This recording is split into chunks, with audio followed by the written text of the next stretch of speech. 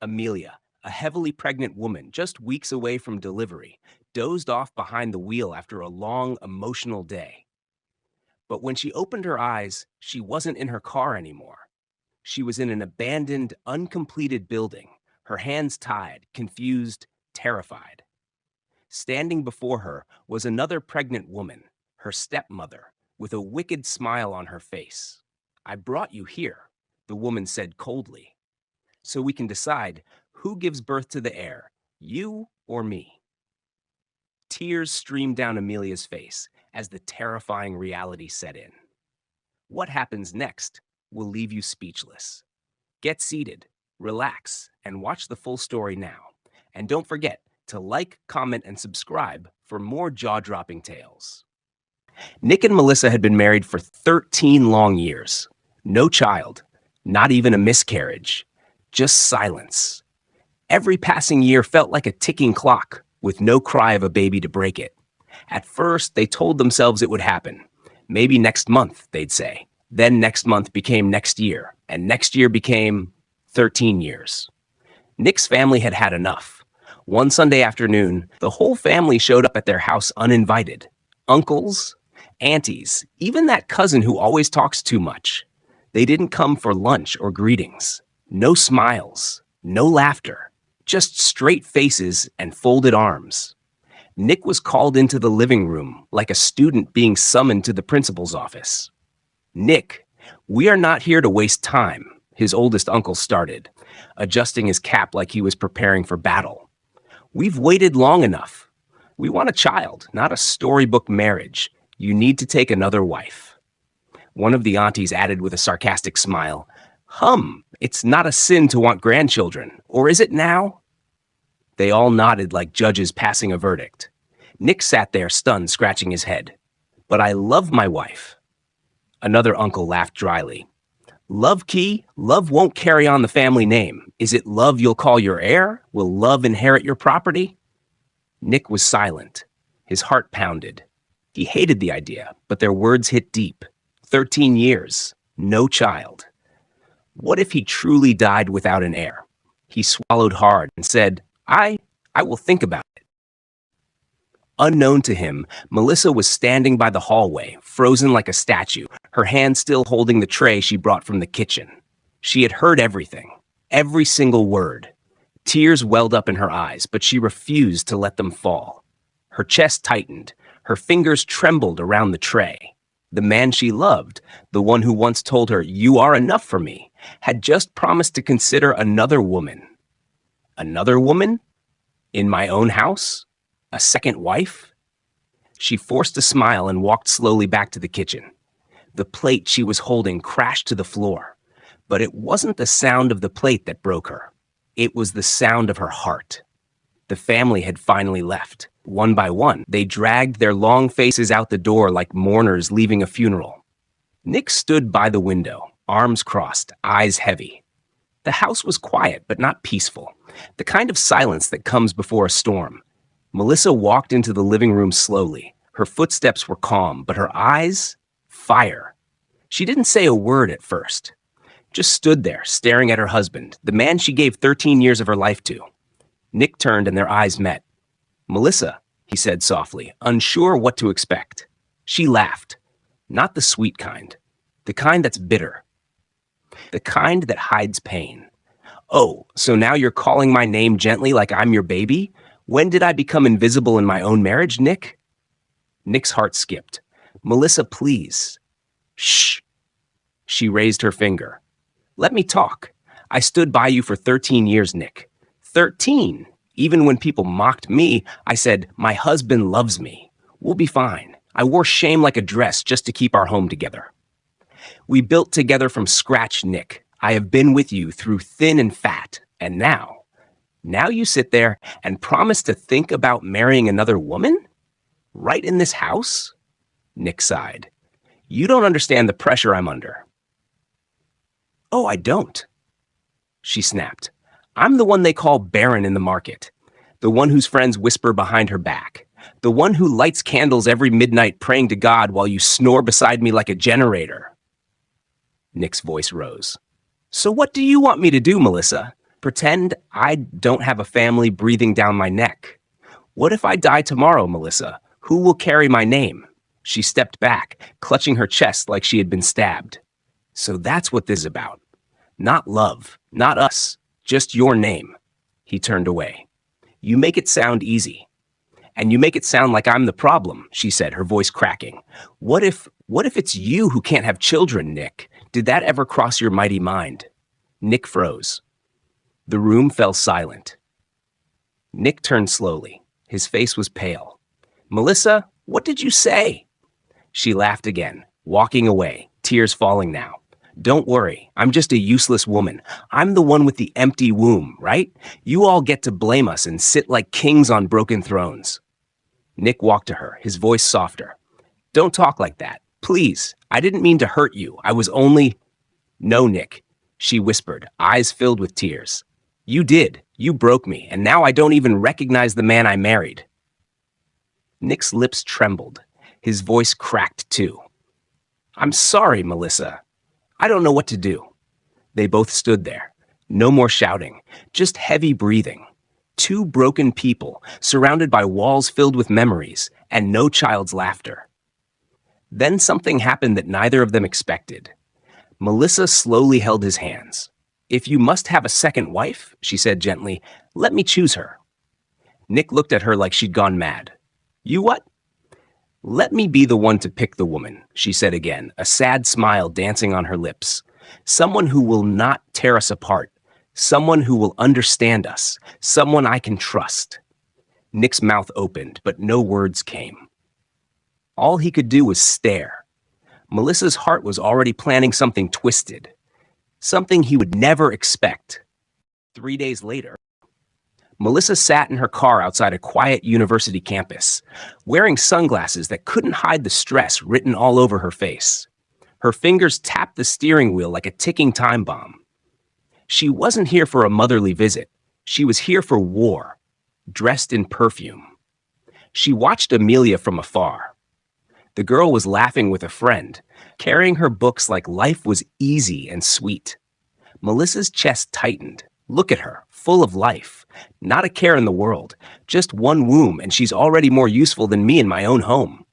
She stepped out and called gently, Amelia. Amelia turned and her face lit up. Mummy. She rushed into Melissa's arms, hugging her. Wow, what a surprise. I didn't know you were coming. Are you okay? Melissa smiled, but it wasn't her usual warm smile. It was tight, calculated. Get in the car, Amelia. We need to talk. Minutes later, they sat in silence in the car. Melissa finally spoke, her voice low. I need a favor from you, Amelia. And this is not one of those buy bread for me kind of favors. This is serious. Amelia's smile faded. Okay, what is it? Melissa turned and stared at her straight. I want you to marry my husband. The air in the car changed. Amelia blinked. Wait, what? You heard me. I want you to become Nick's second wife. For children. Amelia's jaw dropped.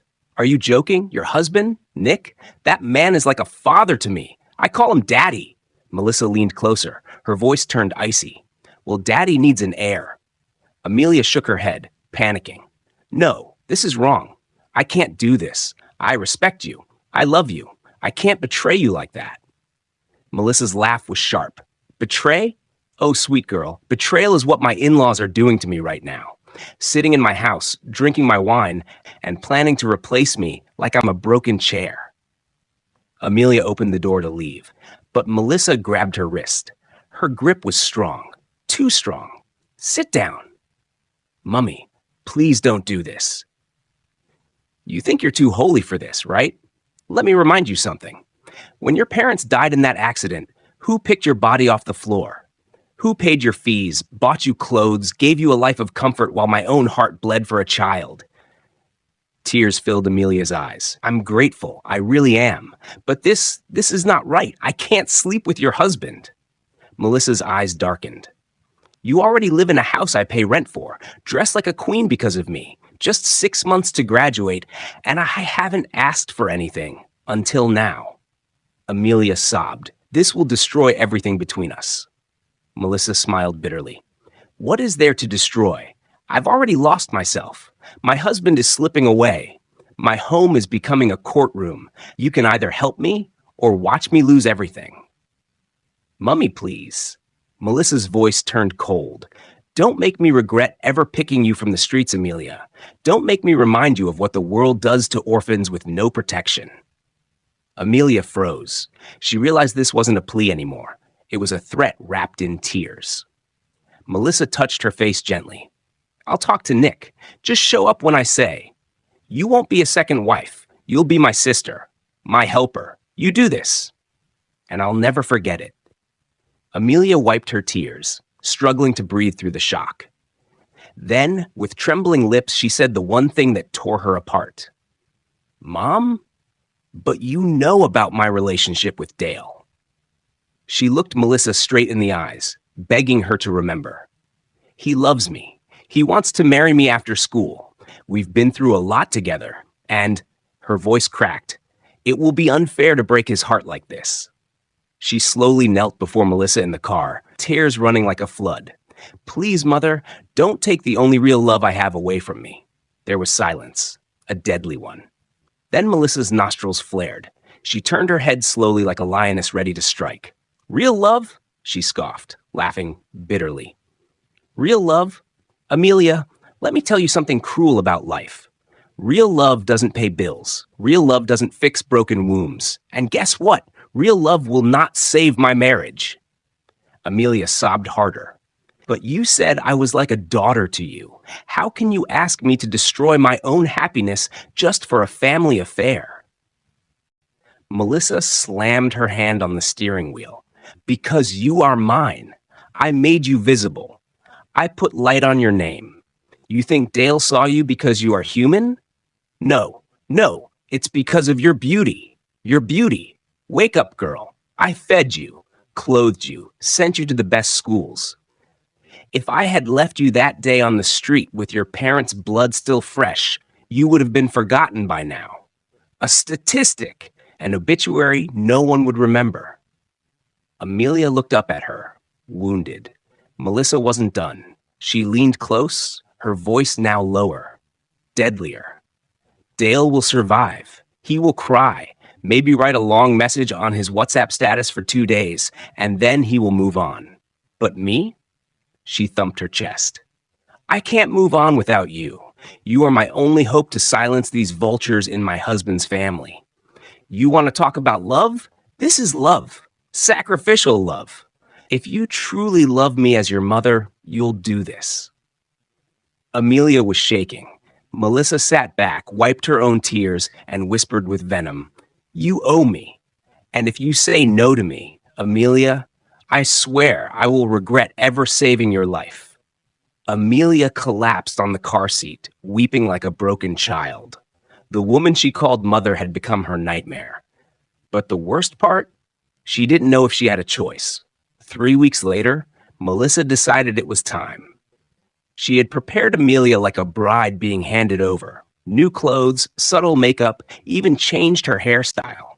Amelia looked beautiful, but dead inside. That evening, she told Nick to come back home early. He did.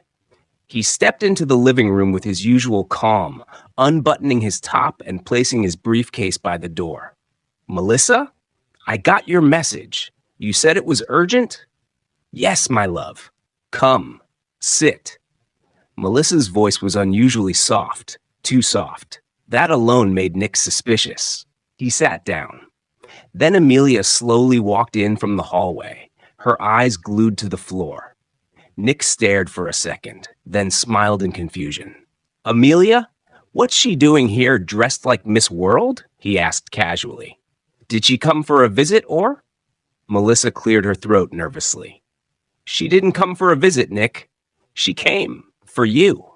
Nick laughed, a sharp, short laugh. What does that even mean?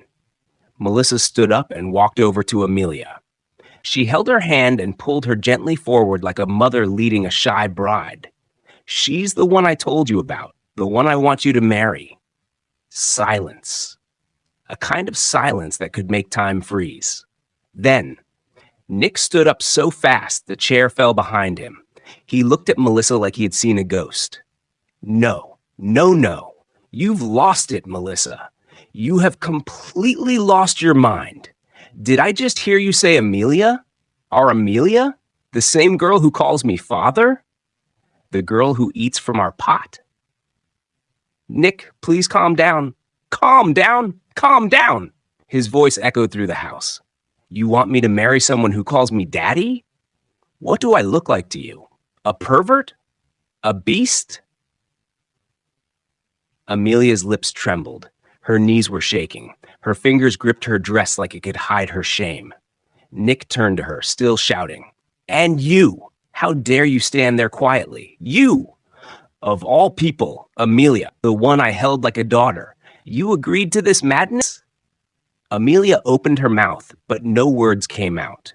She just knelt down slowly, sobbing. That was when Melissa broke down.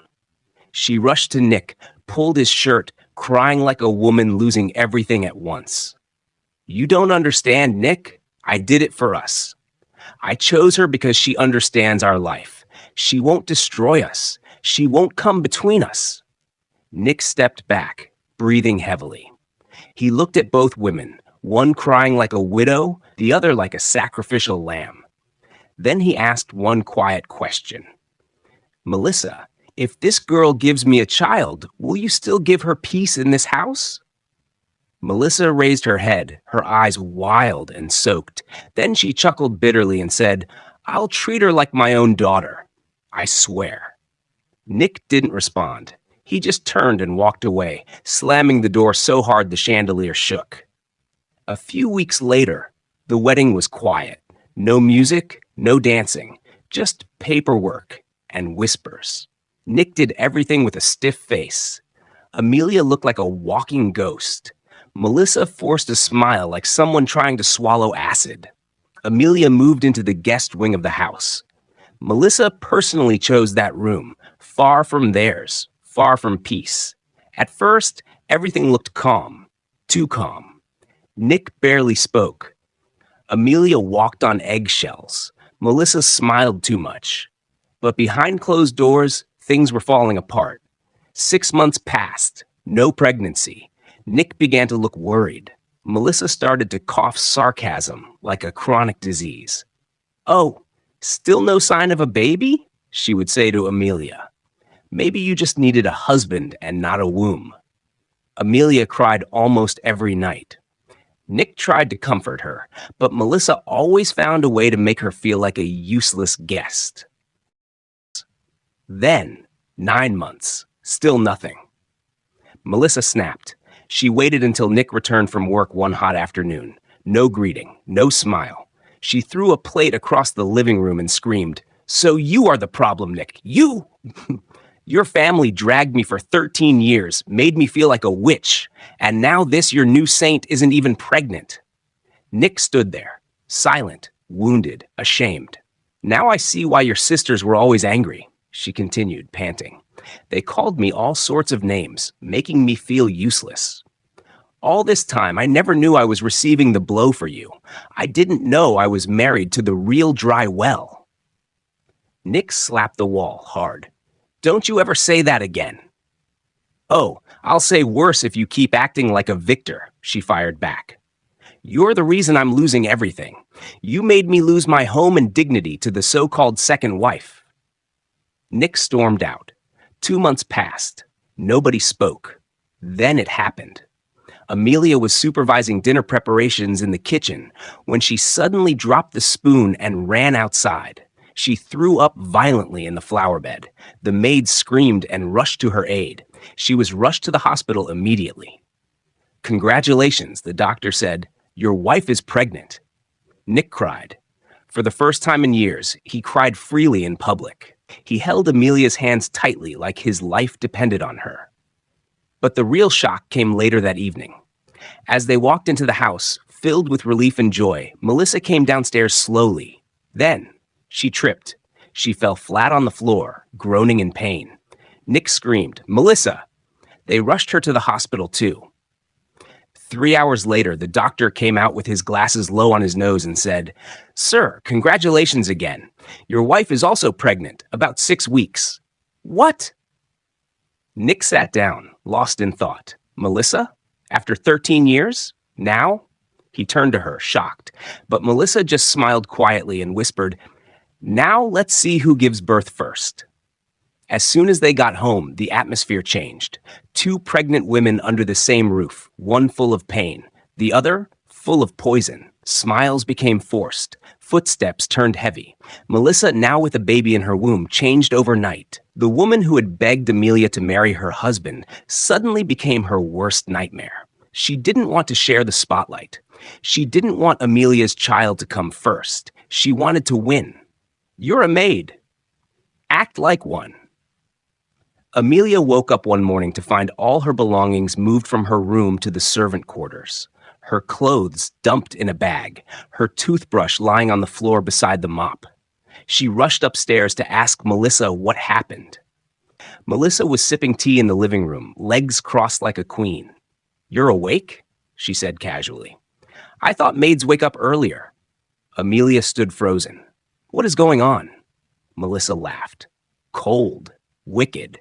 What's going on? Oh, please, you didn't think you'd marry my husband, sleep in my house, and still expect me to serve you breakfast in bed, did you?" Tears filled Amelia's eyes. "I'm carrying his child, your child too. My child is the only one I care about," Melissa snapped, banging the table. She stood up and walked close to Amelia. "You think you've won, huh? You think because you're pregnant, I'll sit and clap for you while you dance around my husband?" Her voice dropped, low and dangerous. "Let me remind you, I brought you into this house, and I can drag you out dead." Amelia gasped. "You wouldn't?" "I'm pregnant." Melissa smirked. "So am I." Melissa made Amelia cook, sweep, wash. She gave her bitter food, made her clean stairs in the heat, refused her medical checkups, and locked her bathroom some nights. "Maybe if you miscarry, we'll finally find peace," Melissa whispered one night. Nick was blind to it all. Melissa acted like an angel before him. Sweet, slow-talking, always holding her belly dramatically whenever he entered. Amelia cried silently every night. One Saturday morning, Amelia with her big tummy was washing the cars. When she got to the third one, she fainted in the backyard at maid sound. The maids screamed. One of the maids quickly called Nick, hiding away from others so she wouldn't be punished. At the hospital, the doctor said she's severely stressed. If it continues, she could lose the baby. Nick turned to Amelia, his heart broken. "What's going on? Talk to me." But Amelia just looked away, weakly. She didn't want to destroy his home, even now. Nick hugged her, eyes wet. "This house is killing you," he whispered. And that's when Amelia finally whispered, "She's trying to kill me. Melissa wants me to lose this baby." The next morning, Nick came home earlier than usual, and there it was. Melissa forcing Amelia to kneel outside in the sun. 6 months pregnant. Tears rolling down Amelia's dusty cheeks. Nick exploded. "Melissa!" he screamed. The entire compound froze. "What are you doing to her?" Melissa turned slowly, her smile breaking. She tried to act confused. "Oh, baby, I was just correcting her. She forgot to sweep the..." Nick shouted, "Shut up!" He ran to Amelia, carried her like a child, and looked at Melissa with eyes full of fire. "If anything happens to her or that baby, I swear, I'll forget I ever loved you." Melissa dropped to her knees, her hands shaking. Nick, please, I did everything for you." But Nick just walked past her, straight into the room, locking Amelia inside, vowing to protect her. He cried at her bedside that night. He had 2 women under one roof, 2 unborn children on the way, and his home had become a war zone. Weeks later. It was one beautiful morning. Nick walked into the sitting room, holding a glass of water, deep in thought. His heart was heavy, but he had to speak. He called out, "Melissa, Amelia, please come, let's talk." Both women walked in slowly. Amelia looked tired but hopeful. Melissa was smiling, but it didn't reach her eyes. They all sat down, just like a small family trying to heal. Nick cleared his throat. "My loves, I know this hasn't been easy on anyone, but I have something to say." He looked at both of them. I have to travel to South Africa for 2 weeks. There's a new branch opening there. I've been pushing the meeting since last year, but now I have no choice. As the CEO, I must go. Amelia's eyes widened a little. Melissa nodded slowly, face unreadable. Nick continued. Please, while I'm gone, I'm begging you both, especially you, Melissa. Let there be peace in this house. Amelia is pregnant. You are pregnant. This house needs peace, not pain. Melissa's lips curved into a soft smile. Her voice was sweet, almost too sweet. You're right, darling. Honestly, I've been thinking lately. Life is too short for bitterness. She reached out her hand.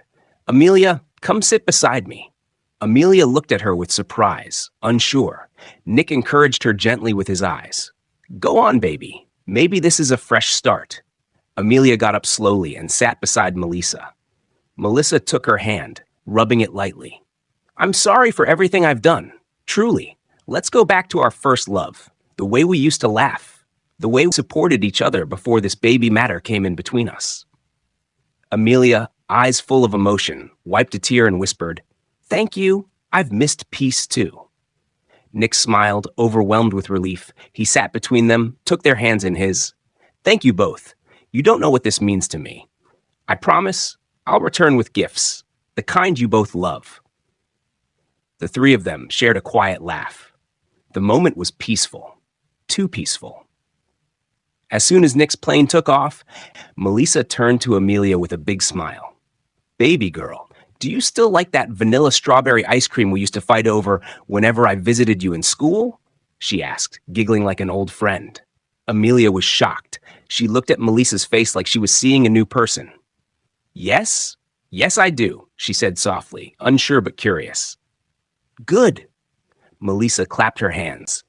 Go and dress up. Today we're going out like sisters. No stress, no pregnancy drama. Just you and me, chilling like we used to. They dressed up, simple and beautiful. They stepped out like queens, two glowing pregnant women in one car, cruising the city. At the ice cream joint, they laughed over old memories. Melissa wiped Amelia's mouth like a caring sister. They even took pictures, arms around each other, growing bellies touching. After the ice cream, they strolled through a relaxation garden. The flowers, the breeze, the birds, all peaceful. At one point, they sat on a wooden bench. Melissa placed her hand gently on Amelia's belly. Wow, your baby kicks stronger than mine. He'll be a footballer, she said with a laugh. Amelia chuckled. Or maybe a drummer like Nick's late uncle, she replied. They sat in silence, smiling, enjoying the moment. When they got home later that evening, the housemaids were whispering. These madams have changed. Love everywhere, one maid whispered in shock. Nick called that night. Amelia picked up, her voice cheerful. We went out for ice cream, then gardens. Melissa is treating me like a real sister. I'm so happy. Nick almost cried. Please keep this love alive. My heart is at peace, he said. The second day, even better. Melissa brought out an old album of Amelia's school days, and they laughed for hours. They cooked together, sang together, even took an evening walk in their compound, hand in hand. The fifth day, Melissa ordered matching outfits online. They wore it, danced in the living room, and posted videos with captions like, My sister, my soul. By the 10th day, even social media was buzzing. These two women are married to one man but are closer than sisters. Everyone admired them. Some said, if this is polygamy, sign me up. Melissa was smiling. Amelia was glowing. The house was peaceful. The next morning, they both decided to eat out and nail polish. That afternoon, the house still felt warm with laughter from the outing. Amelia stood up, smiling faintly. I'm craving fresh fruits, she said. I'll quickly drive to the estate market and be back soon. Melissa nodded casually, still scrolling on her phone. Okay, love, drive safe. Amelia stepped out, got into her small Toyota, and drove off. It was the last time anyone saw her. That evening, 6:40 p.m., no sign of Amelia. Melissa called her phone. It rang out, 7:15 p.m., still no return. She said she was just going to buy fruits, Melissa said, pacing. By 8:30 p.m., the maids started murmuring. Auntie Amelia doesn't stay out late. This is strange. Nick's call came in around 9 p.m. Melissa picked. "Hey, love, just checking in. How's everything?" There was silence. "Amelia went to the market this afternoon. She hasn't returned." Nick's voice rose instantly. "What do you mean? What time did she leave?" "Around 3:30. We thought she'd be back." "And you're just telling me now?" Melissa tried to explain, but Nick had already cut the call. He booked an emergency flight that same night. The discovery. By 11 p.m., security called from the estate gate. One of the maids rushed to Melissa's room, panicking. "Ma, they saw the madam's car on Orchid Close." They rushed there. The car was parked awkwardly by the roadside, door slightly open. The engine was off. The fruits were in a bag on the front seat. But Amelia? Gone. No trace. No phone. No note. Nothing. 3 days later, Nick stormed into the compound on the third day. His face was dark with fear and frustration. His eyes were red. The first thing he saw, the maids gathered in a corner, sobbing. He walked straight in. "Where is she? Where is my wife?" he screamed. No one answered. Melissa sat on the couch, face swollen from crying. She stood slowly and ran into Nick's arms. "I don't know what happened. I've been searching. We checked the hospital, the police." Nick pushed her back gently. His heart was racing. His head was spinning. 3 days, Melissa. 3 whole days, and no one has found my wife. The mother of my child is missing, and all I hear is silence? He turned and punched the wall. What happened to her? Melissa collapsed to the ground, crying like a child. I don't know. I swear. We were doing so well. We even went for ice cream. Nick sat down heavily, his hands on his head. The sun rose on the 4th day, but it brought no joy, only fear, panic, and emptiness. Sirens wailed down the neighborhood road. The police were everywhere. They combed the streets, they searched the bushes, they knocked on doors. Drones hovered over the estate. Sniffer dogs barked and tugged, catching every scent they could. But nothing. Not a trace of Amelia. Her phone was still in the car, her handbag too. But no sign of a struggle, no fingerprints, no blood, nothing. Nick stood at the scene, arms folded tightly over his chest, watching the police work, but feeling more helpless than ever. I should have never left, he whispered to himself, again and again, lips trembling. God, I should have stayed. Each hour felt like a year. Back at the house, the maids lit candles and prayed in corners. The atmosphere was thick with tension and whispered fears. Everyone loved Amelia. And Melissa? She couldn't cope. She barely ate. She barely slept. She barely spoke. 1 minute she was pacing. The next, she was lying in bed, holding her stomach and breathing hard. By the second night, Melissa let out a sharp scream from her room. The maids rushed in. She was holding her side, sweat soaking through her nightwear. Her body was shaking uncontrollably. Madame! Madame, what is it? I think something is wrong with the baby, she cried. They rushed her to the hospital immediately. Nick arrived just as they were wheeling her into the maternity emergency wing. Doc, do something, please, he shouted. The doctor reassured him, but Nick wasn't listening. His brain was a storm. Amelia was missing. Now Melissa was collapsing. 2 unborn children were at risk. His entire world was crashing around him like broken glass. He sat in the hospital corridor, head in his hands, not even blinking. Tears rolled freely down his face. The strong, confident CEO now looked like a shadow, haunted, tired, lost. One nurse walked past and whispered to another, God help that man. He looks like he's carrying the weight of 10 worlds. Nick didn't even hear it. All he could whisper was one name, over and over again. Amelia! Amelia! Where are you? Amelia was trembling. She sat on a dusty floor inside an uncompleted building. Walls cracked, no windows. Her hands were tied behind her back, her legs aching from the rough cement, her baby kicking softly in her womb. Tears streamed down her face as she begged the guard watching over her. Please, she whimpered. Please, spare my baby. Even if you must kill me, let me give birth first. Please, just a few more days. The guard scoffed, shaking his head. You think we're keeping you alive out of pity? he barked. "The only reason you're breathing is because our boss isn't here yet. He said he wants to see your face before we send you to the grave beyond." Amelia broke down, sobbing uncontrollably. Her shoulders shook, her heart pounded. This couldn't be the end. "Please," she whispered again, "my baby, my innocent baby." Just then, the rusted metal door creaked open. Boots tapped slowly against the concrete. A tall figure entered the room, face uncovered, confident, smiling darkly. Amelia looked up and froze. Her heart nearly stopped. "Dale?" she gasped. "The man, Amelia. Good to see you again." Her mouth dropped open in disbelief. No, it can't be. Dale?" "Yes," he replied, walking closer. "The same Dale you left behind when you ran off to marry that rich old man." "That's not true," she cried. "You know that's not true. I told you everything. I begged you for forgiveness. You said you understood. Dale, you're the only one I ever loved, and you know it." "Shut up," he snapped. He kicked a chair across the room, and it hit the wall with a loud crash. "Do you think I don't know what's going on in your perfect little marriage?" he shouted, eyes blazing. Amelia gasped. "What are you talking about?" Dale smirked and pulled out a phone from his pocket. "Let me call my madam before I pull the trigger," he said coldly. He dialed a number and put it on speaker. The phone rang once, then a familiar voice answered. "Babe, I just returned to town now," Dale said smoothly. "How's my baby doing?" Melissa's voice came through the speaker, soft and smug. "He's doing fine," she replied from her hospital bed, lying comfortably. "Everything is under control.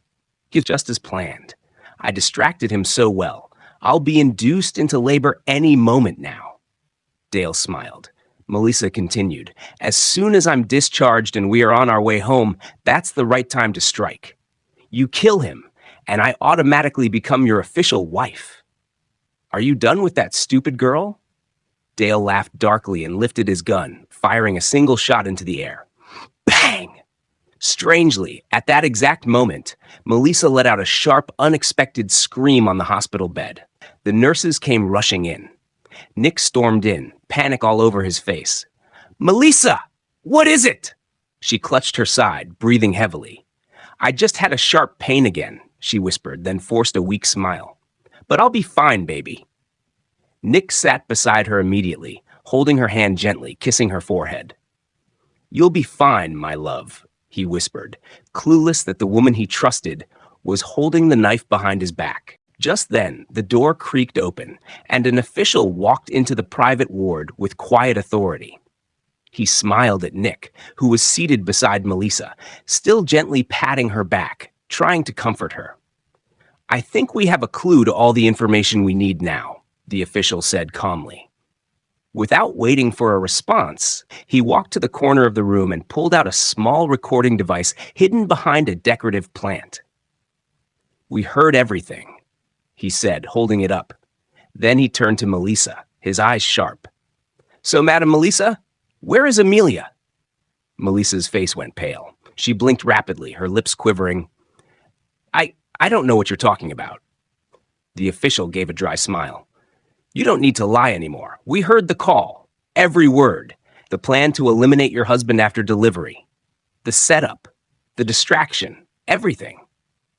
Nick slowly stood up, his heart pounding in his chest. He turned to Melissa, eyes wide in disbelief. "Melissa, where is Amelia?"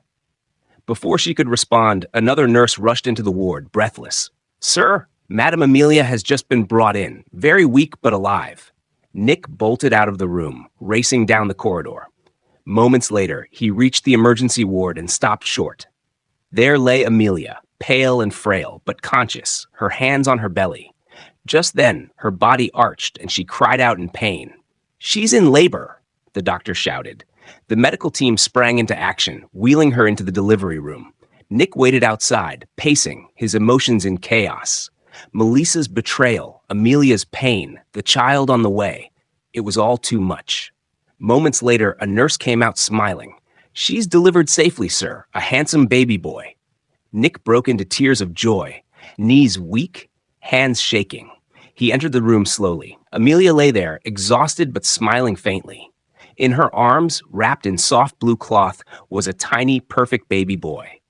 Nick walked over, overwhelmed, and dropped gently to his knees. Thank you. Thank you for staying alive, for holding on, Amelia whispered. I couldn't leave him, or you. Nick bent and kissed her forehead, then looked down at his newborn son with eyes full of love and quiet determination. A week later, the atmosphere inside the police station was cold and heavy. Nick and Amelia walked in slowly, led by an officer to the interrogation room, where Melissa and Dale were seated behind a glass panel, handcuffed, looking worn and defeated. For a long moment, nobody spoke. The silence screamed louder than words until Nick finally broke it. His voice was low and trembling. Melissa, when did you become like this? Melissa lifted her head slowly, her eyes meeting his. She blinked rapidly to stop the tears forming. Nick, I caused everything, she began, her voice almost a whisper. Nick furrowed his brows, unsure what she meant. Melissa continued, shame thick in her throat. The first 5 years of our marriage, I didn't want to be pregnant. I was enjoying all our international trips, our luxury lifestyle. I didn't want to be left behind.